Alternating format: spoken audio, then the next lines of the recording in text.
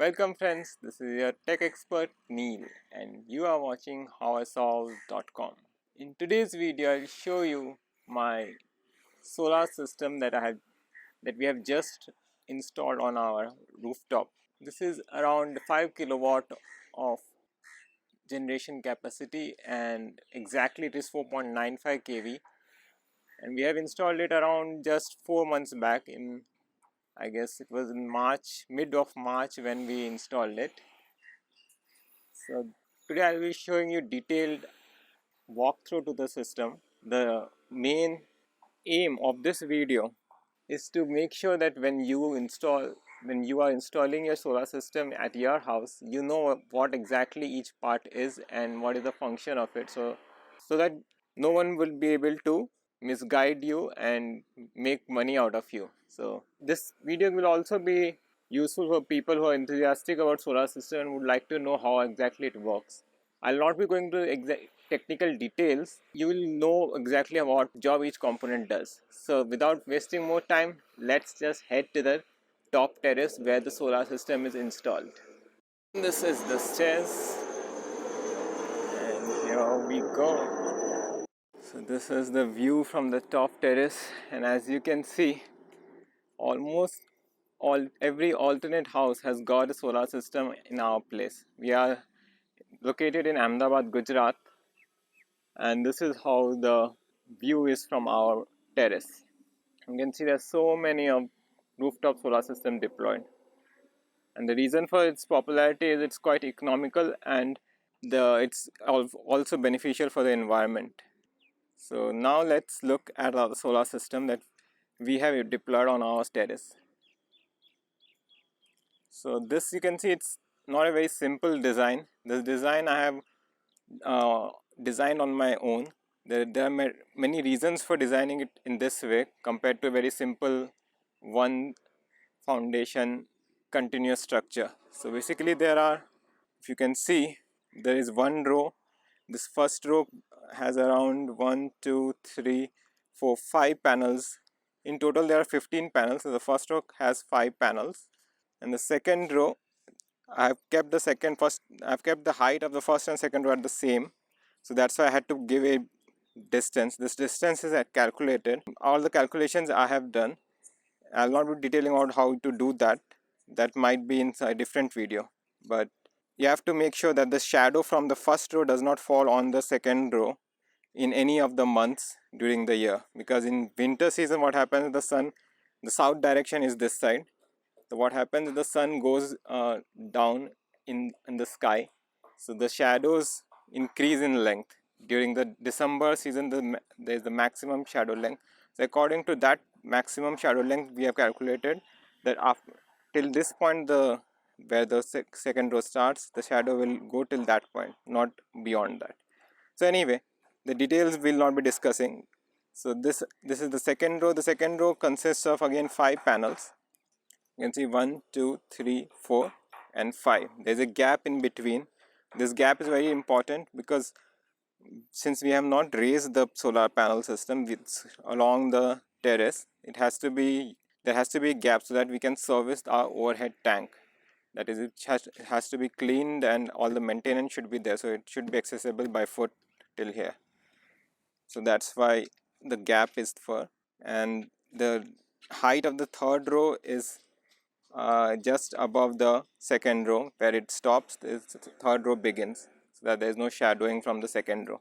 So you can see the second row also has got 4 panels over here. You can see 1, 2, 3 and 4. Whereas the last panel, this has been a bit of a problem. That's why it's a bit off in design, but we have got a little space over there. But if you place the panel vertically like all other panels are placed, then it would be jutting out, it will be hanging into a direction which is we do not own. So that's why, to make sure that the panel belongs to a space which we have right to, that's why we have placed it horizontally. So that is the last 15th panel. So this is the basic layout, and you can see, I'll show you from the bottom side also how it looks. You can come over here. 1 second. Here. the height is around 5.5 feet, so I can stand a bit cautiously not to bang my head. So this is from the bottom side you can see the wiring. The inverter that we are using is a string inverter, and it has got two strings basically, and the panels are connected in series. So there are two series, and this particular structure has been connected in series, complete series, and this full one series is going into the inverter, while as the other panels are connected in a different series. So you can see this is the MC4 connector over here, and the cabling, you can see how neatly it has been done. It could have been done in the cabling could have gone inside the pipe, but this is what usually here in the deployment is done in this fashion. Using zip ties, the cables are fastened to the structure. By the way, the panels are from the Adani company, so they are standard panel, and you can see over there the label. It is a 333 watt panel, as you can see over here, and they are clamped using J hook over here. The structure you can see is made of GI steel, and they are welded together. You can see over here the welding has been done. It's important that after welding that this is spray painted. It's called zinc spray, so that there's no corrosion on the weld where it's welded. I'll go outside and show you again from the outside. So the important part here is the foundation. You can see the foundation, we have made sure that the foundation is very strong, and there will be no chance for the panel to get detached from the foundation. Since the structure is hanging from both the sides in the first row, and in the second row on one side it is hanging because of the space limitation. We have made sure that the number of foundations are adequate to support the weight. So like in the first row there are around 6 foundations, and the height of this is around around 30 centimeters or 1 feet. Most You have to make sure that it's around 1 feet, that is the standard height. Some installers, what they do is they cut on this and they just make it half of this, that is 15 centimeter. You should make sure that whenever you install it, it's at least 1 feet in height. I'll show you where my neighbors have installed, and that is exactly what I am talking about. It's just 15 centimeters. You can see over there the height is just 15 centimeters, whereas the structure height is almost double or triple of ours. So that's quite risky. Make sure your installer keeps at least 50 feet high the cement block. Over there you can see that is again a proper foundation. Okay, so now we have covered about the foundation. One thing I missed is about the panel. The panel type, as you can see, it's not a mono panel, it's a poly panel, because at present in India there is, for getting subsidy, you have to make sure that the panels are manufactured purely in India, and the panels are manufactured in India, but it's at present not available for residential or you say consumers like us. It's available for industrial bulk purchase only. So that's why we had to go for poly panel. There is a trade-off that if you are gone for poly mono panel, then the amount of generation in the summers as well as during when it's cloudy would be higher compared to poly. But since that was not an option for us because we wanted to get the subsidy, that's why, and as such there is a bit of mono generates as such more power from the same area. So if we would have gone for mono, I guess we would be it would have been possible for with just 14 panels get the same output. So anyway, that's a different story altogether. So this is about the panel type. Now let's talk about the distance and the design. So basically, as I mentioned, there are a couple of factors. Like basically, main thing is we wanted to make sure that we use the entire space that we have got in a most economical fashion without raising the solar panel structure, so that we can easily clean it every 3 days. Because in summer season we are in Ahmedabad, and in Ahmedabad there is a lot of dust in the summer season especially. And if you don't clean it every 3 days, then what will happen is the efficiency of the panels will decrease. So we have made sure that the panels are mounted in such a manner that we can reach it, and I've also made some tools to make this process extremely easy. That the tools that I have made will be covered in later videos, so make sure to subscribe to our channel HowISolve.com. There'll be more such videos on solar panel. By the way, this panel that you are looking at, this small tiny panel, this is a different project, that is a small off-grid system, and I'll be talking about this system also shortly. So these are the projects that will be uploaded shortly on our channel, so make sure to subscribe and hit the bell icon so that you are informed as soon as we upload that video. And this tiny solar panel, I have already uploaded the video for that. This is linked to my wall clock, that is directly powers the wall clock. So anyway, so this is about the solar panel structure. So as I mentioned, we wanted to make it extremely efficient in covering the area, as well as we should be able to clean it, as well as it should not block the access of the terrace, that is we should be able to clean the tank, service it. So all these factors was the reason for this complex design, but I was able to achieve it. I designed it entirely on my own, and the installers agreed with my design, and that's how we got this. It was a bit difficult to get all the calculations right, because the margin of error in this system is quite low because of the tight spacing. Even if there was a 1 inch difference in what I had calculated and what actually the space is, then it would have gone really wrong. So that's why you can see here, when from the entry to the solar panel beginning is just around 1 feet distance is there, and this was made possible only because I had taken the panel to the end of the art terrace. Okay, now we have covered enough about the structure and the solar panel. Now let's look at the wiring. You can see the wiring has been laid quite nicely, neatly in these encapsulated tubes. So they are quite protected from the weathering. And the wire, in wiring, what you have to make sure is the correct thickness of wire is used depending on your system. So for a there are different types of different system sections, like there's wiring for the grounding, there's wiring for the DC structure, there's wiring for the AC structure. All of them require different wire dimensions. So for the DC structure, that is for connecting the panels, wire the standard dimension of the wire is 4 square wire, DC wire, and that is what we have used in for connecting the panels. Whereas for grounding the panels, we have used a bit lesser, like we have used the same 4 square but ideally it should be around 6 to 8 square for grounding the DC structure. And for the earthing, for the lightning arrestor, by the way, lightning arrestor is this thing that you can see over here, this long pole. For that particular wiring, we have used 16 square wire. That's quite thick. You can see over there. There it is, that thick wire. I have brought a sample to show it to you. Here, this is the wire that we have used. You can see over here.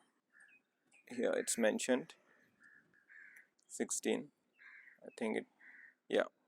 So this is the thickest wire that we have used in the system. And for relaying the generated current, AC current, from the inverter to our transmission box, for that we have used 6 square The reason for using 6 square is because we have installed a single phase inverter, and in single phase all the current will flow through the same single wire, so that's why it's a bit thicker than normally that what is used. If you have got a 3-phase inverter, then you can use it for a slightly thinner wire. So that was about the wire. One thing that I didn't cover was about the lightning arrestor. The role of the lightning arrestor is acts as a safety device. Whenever in rains, whenever there's thunder, the lightning arrestor's role is to attract the thunder from away from your solar panel. So what most solar installers do is to cut on the cost. They try to install a lightning arrestor on the solar system itself, so that they don't have to erect a different foundation stone and different vertical support. But if we do like that, then the role of the lightning arrestor is it's almost diminished, because if the lightning falls on the lightning arrestor and if they are installed on the same system, then the lightning will go through your solar panel, for which basically it's installed to protect it from. So there's very important that there is an air gap between these two things, so that the lightning, instead of going through the solar panels, it goes through the wire, that is the 16 square mm wire, and into the ground. So make sure when the solar panels are being installed at your place, there is an air gap. They are installed on a different system, and the height should be above the highest point of the solar system.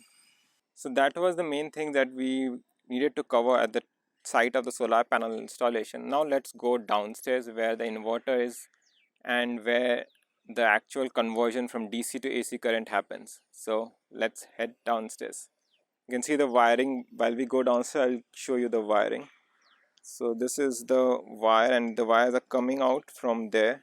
This is the DC as well as the grounding wires. So while this output from over here is the AC wire, this one, and that goes to our meter box down. And the third tube is for the lightning arrestor. This is also very important, that the wiring of the entire lightning arrestor should be kept different from that of your DC or AC wire, so that it should have a different tubing, so that whenever, if ever a lightning falls and the wire conducts that lightning into the ground, the other wires are not impacted by the huge current that it would be carrying. Okay, now let's head down. Okay, we are here down at where the inverters are placed. You can see over here. This is the inverter for our 4.95 kilowatt solar system. That is a on-grid solar system. And this is the DC-DB, whereas this is the AC-DB. That is the AC distribution box and the DC distribution box. And this is our inverter. So let's first look in the same sequence in which the current is flowing. So the first, from the solar panel, the current flows into the DC box, where this is basically, there are some safety devices in here which are essential to protect your inverter as well as the entire solar system in case of any surge or anything like that happens. So you can see there are multiple MCBs over here. This is a voltage surge protection device, and then this does not have a fuse. This is basically the wire connectors, and there's grounding. So in case there is a higher voltage on this line, it will be grounded through this green wire, that are ground wires. So this is the basic DCDB box. Usually there's also a fuse box, but in our case the fuse was not provided. So after the current flows through here, as you can see, there are, as I mentioned, there are two strings in our system. Since our inverter supports two strings, that's why you can see there are two MCBs. In case your system is a smaller one, then instead of two MCB, there will be a single MCB, and similarly for the voltage protection, there will be, instead of two, only one.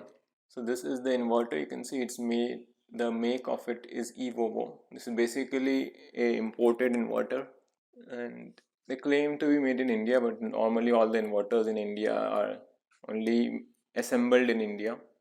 So anyway, so this is, you can see at present it is generating around 1.13 kilowatts because of the clouding, and there are multiple LED lights on this. Normal is when the system is functioning in a normal way, and this is also connected via Wi-Fi. So this dongle provides Wi-Fi connectivity. It basically connects to our home Wi-Fi and provides us the data. There is a website from which, if we access, we can get how much exactly it has generated. And this inverter has got a switch, which, using this switch, we can turn off the power supply to the inverter, and we can shut it if we want to shut it down manually. And this is the strings, this is our DC supply that is coming from the solar panel, and this is the output, that is the AC output that is going into the AC DB box. You can see in the AC DB box also there are similar safety protection devices, that is the voltage surge protection and the DC DB and the MCB. And this also has got the grounding wires, so in case of a voltage surge, the excess voltage will be grounded. And you can see this is a two-string inverter, and you should make sure that if you are using around a 5 kilowatt system, then I would suggest go for a inverter that supports multiple, not a single phase inverter, but a 3-phase inverter. Because the issue that I am facing at present in Ahmedabad is because there are several houses that I've shown on the terrace. There are several houses that are generating solar power. The grid voltage is quite high in our locality. I'll show you at present what is the grid voltage.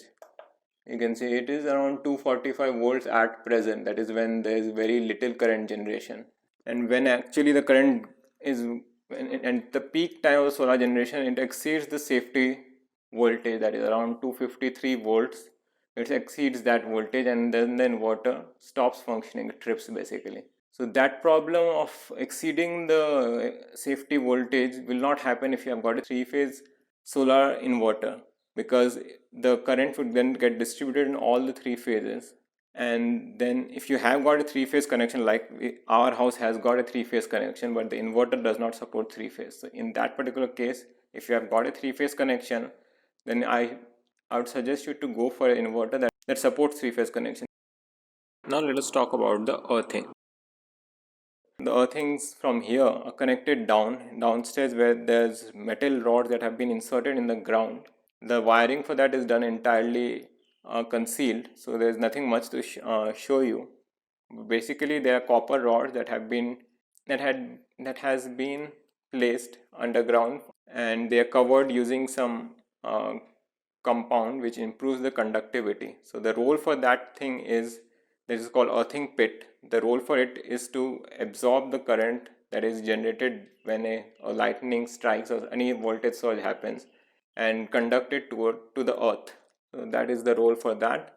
And now let's cover the last thing, that is the most important, is the cost. How much cost it took for getting this thing installed in our house. So in total, without considering the subsidy, it cost us around 1.86 lakh for a 5 kilowatt of on-grid rooftop solar system. That is in Gujarat, Ahmedabad. And if we got a quite good subsidy in Gujarat. That is, we got around 65,000 rupees in subsidy from the government. So the approximate cost of our system was around 1.36 lakh. That was the entire costing. I hope, friends, you liked this video. It took a lot of effort to film this entire setup, and I hope you like it. If yes, smack that like button. Share this video with your friends and family whom you think could benefit from this. Thanks for watching, friends. See you later. Bye.